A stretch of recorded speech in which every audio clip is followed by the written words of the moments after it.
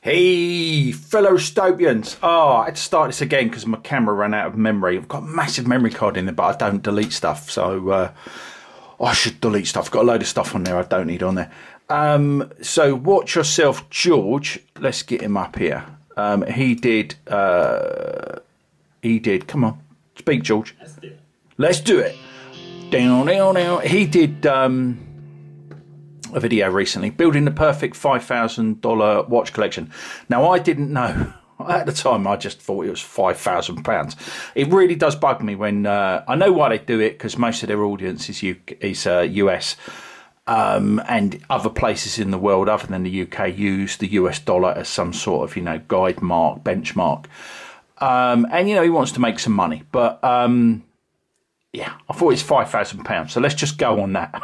Because I'll be struggling with $5,000. I don't know how you talk about $5,000 and then talk about what the watches cost in the UK when they cost pounds. But anyway, I'll forgive him that because he's a good-looking young man. So I thought I tried to do it. So what he wanted a dress watch, a Garda, go anywhere, do anything, a chronograph, and a dive watch at list for £5,000. Now, I think this whole concept of, being structured and having to do certain watches for a certain amount of money is just silly. But I went with it, and I thought I'd try. Yeah, in the first video, I'm wearing my Mr. G. This would have been the go anywhere, do anything, but it wasn't cheap, so it would have blown the $5,000 budget out of the water. But yeah, I've resized it. It was a little bit loose. Now it's okay. I used my spring bar and pin thing tool here, which I say that I carry around everywhere. I obviously don't carry that around everywhere because it's quite big and probably wouldn't get on a plane. But I have got a smaller one that I will actually now start carrying around with me. So I need to get, I don't know, is there I need something, I can't take a multi-tool on a plane either. So I need to, I've got a little one, I've got loads of them, I've got a little one. So I'm going to carry it around so that I can always, I've got to try and find a way. I normally have a torch on me, which has come in handy many times. Because torches are something else that I'm into. Excuse me. But yeah, anyway, I digress. So George said, let's do a 5,000. So I thought I'll look at it, and I'll look at it from watches that I actually own. Because realistically, if I don't own them, I can't think of any other dive watch, chronograph, Garda, or dress watch that I would want more than the ones that I own. So there isn't anything out there that I thought, yeah, let's get that. So I did that, and I worked out that the big problem with this £5,000 limit, even if it is £1,000, not $1,000, is that it's very difficult for me to do the dive watch and the dress watch properly. These two, not particularly into chronographs, but I do really like this Seiko Speed Timer.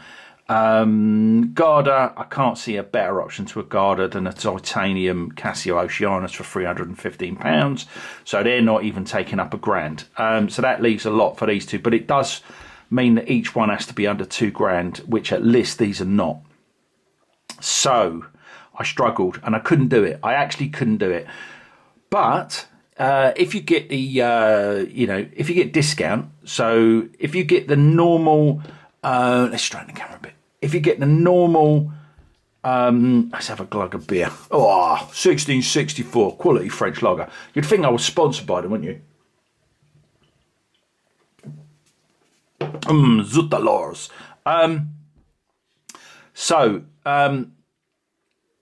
Yeah, if you got the discount on these, I did get that one quite a while ago, so I got that pretty cheap. I think it's $6.50 now. I'm not going to go too much into the actual costs, but if you got the required discount on these, which is perfectly doable, these actually come in at £4,995, which is bang under, and you could get like 10 Freddos or a couple of free, what would you get? Lion bars.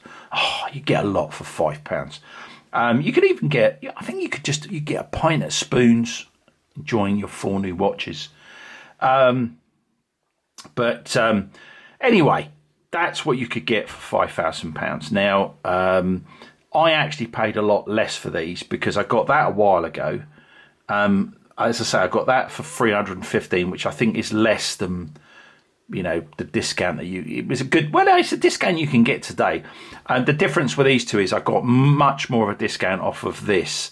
That it wasn't an ordinary discount that you could just go and do, but I just happened to do it. And this was in a Swatch Group dealer was dumping his Swatch stock. So I got this for like 40% off, which you probably wouldn't be able to walk in anywhere else, but you should get 20. So I got more than I got these for a lot less than £5,000, but you could buy them for £5,000 if you can get the discount. If you are, I don't know, man enough to not pay less for any of these. Now, because I got a bit more off, I actually put a Tudor deployant. I upgraded the Longines deployant, which was pretty bad, to a Tudor one, which is lovely. So that really makes this piece. It's a lovely dress watch. And for a dress, I think the other thing, I've said that it's difficult to pick between a diver and a dress watch in terms of money for me. I think the thing is really that I wouldn't buy 4 watches with £5,000. I'd buy 3. I think a dress watch and a Garda are kind of pretty much, I'd call a Garda a dressier watch. So to have an out-and-out dress watch, which this Longines is a little bit unnecessary. I would combine these two.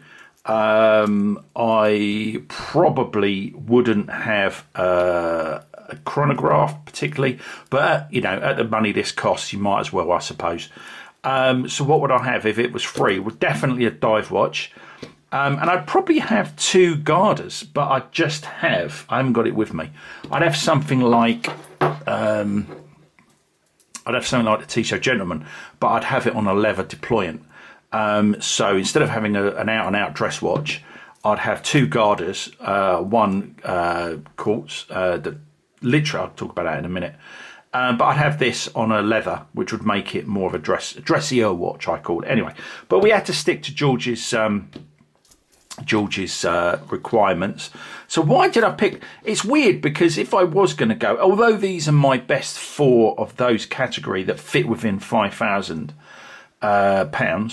and obviously love them because they're mine. I don't know. Would this be the 4 watches that I would have and just wear forever? I think the good things about that is we've got different coloured dials. So we've got a black dial. We've got a lot of variation here. We've got a black dial with a gorgeous silicone rubber strap. This actually costs more than the braceleted version of the U212. Absolutely stunning dive watch for the money. Stunning, probably my favourite chronograph really that I like wearing. Quartz chronograph. From Seiko. It's the older speed timer, not the newer one with the beveled bezel, which I think is much nicer. A little bit small for me. Solar powered, so no worries about battery. As it is the Oceanus, so this is titanium. Where was I going? So that's got a black dial, that's got a white dial, that's got a black dial, but it's got a lot of blue accents that give it a kind of blue dial look. Obviously we've got rubber. There's a lot of variation here if you're going to do this. You've got leather strap, super deployant, very dressy, stunning dial with a silver dial and blue Arabic numerals. So you've got a lot of, you've got white, silver, blue and black, haven't you really? But unless you want to go wacky with colours, then that's kind of as much as you can mix up for kind of watches really. So you've got automatic, obviously automatic, 2 quartzes.